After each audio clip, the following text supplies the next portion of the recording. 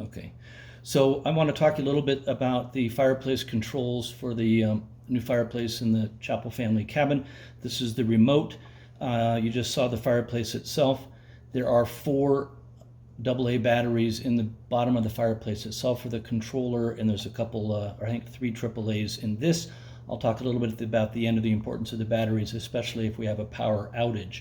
I want to walk you through the various controls here and do it as quickly and effectively as we can, because there's a lot to it. So the simple on-off, it's like that, and in the mode where this thermometer up here in the corner where it says off, that means it's not functioning as a thermostat at all. It's just going to be on or it's going to be off.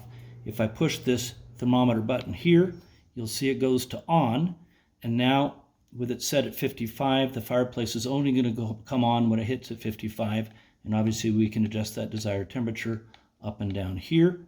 If I hit this button again, it goes from on to smart. Smart mode is the same thing. It's working on this thermostat, but it'll more gradually turn on and gradually turn off as it approaches the desired temperatures.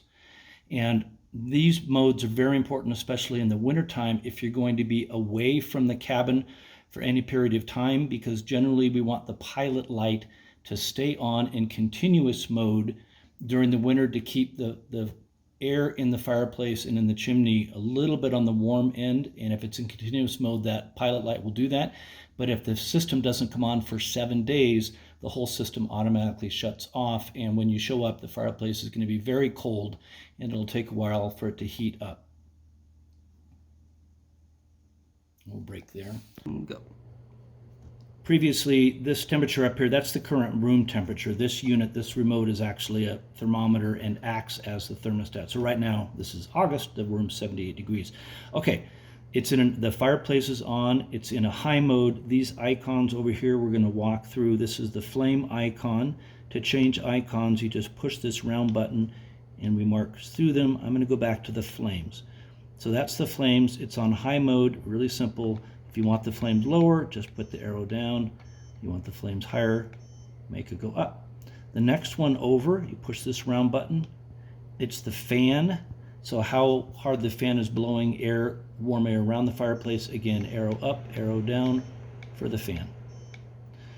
Next icon over is the little light bulb.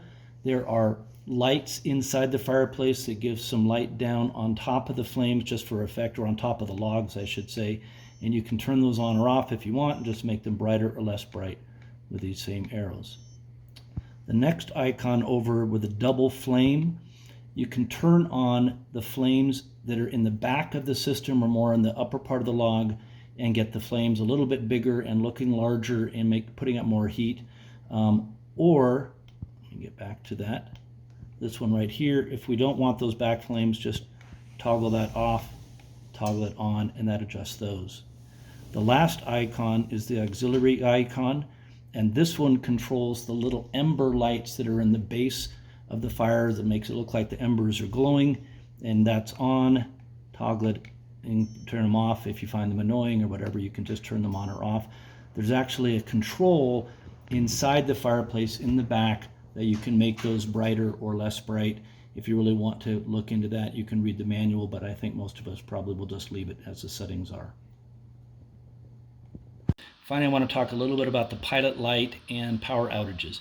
So this is intermittent power light, IPI, as opposed to, turn the up, C is continuous pilot light. CPI means the pilot light stays lit all the time.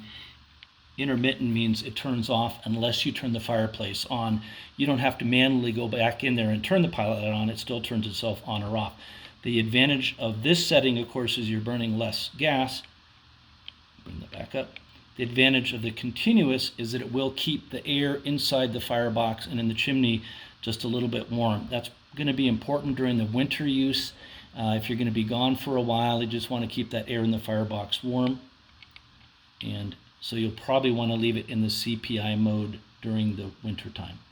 Now finally, I want to talk a little bit about power outages. This system will continue to work if you lose electricity. The 4 little batteries I mentioned before will keep the system operating. What won't work is the auxiliary lights, and the blower won't work without the electricity. So it'll still put out some ambient heat. It won't be as much because you don't have the blower going, but it will be enough to keep the cabin at least 45, 50 degrees so that we don't have pipes freezing. And so that's going to be important if we have a power outage.